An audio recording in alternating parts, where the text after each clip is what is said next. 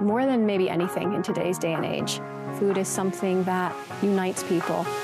The term breaking bread is often used to describe sharing a meal with someone and hopefully sparking a meaningful conversation. That's why Breaking Bread is the first of 5 sections of a new exhibition here in Qatar's Museum of Islamic Art. A Seat at the Table, Food and Feasting in the Islamic World explores how food has influenced daily life, celebrations, and cultural exchange from the emergence of Islam to present day.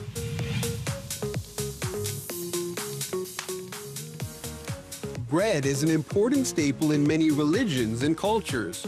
While in Arab countries, the name of the clay oven may differ slightly, tanur, tandir, tandur, or tonur, depending on the particular part of the Middle East, Central or South Asia, unleavened flatbread is the common denominator. There are different bread-making traditions that help to define different cultures and communities, but despite those differences, essentially everyone can come together and break bread. And that's the message that we wanted to start off the exhibition with. The exhibition explores the evolution of food. For co-curator Taslim Sani, food and faith play big roles across the Mediterranean, North Africa, and the Middle East. The Islamic faith really plays a key role for Muslims in determining what they should eat, what's considered permissible, and what they should stay away from. So we thought of bringing this to the forefront to also teach the audience, or at least pass a message to the visitors, that the faith of Muslims is critically important in their relationship with food. Dr. Tara Desjardins says throughout history, cuisines evolved as new ingredients were introduced. The trade of certain ingredients at specific moments in time have helped to inform cultures and dishes that are a result of that culture that today we might take for granted. And we don't know, perhaps, where they came from and the long journeys that they traveled. Those long journeys brought cinnamon, nutmeg, and black pepper westward from Asia to the Middle East and Europe, while corn, potatoes, and peppers traveled east across the Atlantic. The chili pepper actually came from the Americas. It was one of the quote-unquote New World ingredients that was brought over during Christopher Columbus's second return voyage. And it arrived into Europe and then into Asia by the 16th century. And in Indian cuisine, it was assimilated very, very quickly because they probably already had a strong taste for, biting ginger, strong pepper, things like this that were already indigenous and very prominent in their cuisine.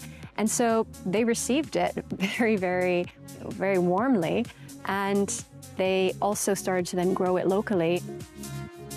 The curators invite visitors to think critically about their relationship with the environment and where their food comes from.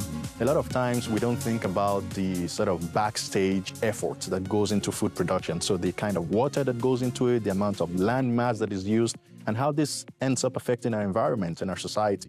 So the idea is just to have people go away with that thought, thinking about, okay, what role do they have to play in a globally changing and evolving world, and becoming a world that's becoming more complex. Similar to the foods and spices that migrated from one place to another, Annika Weber is originally from Germany, but is now based in Qatar. It's very nice, it's very interactive. I like that. We're watching also the part where you can smell the different stuff. That was really nice.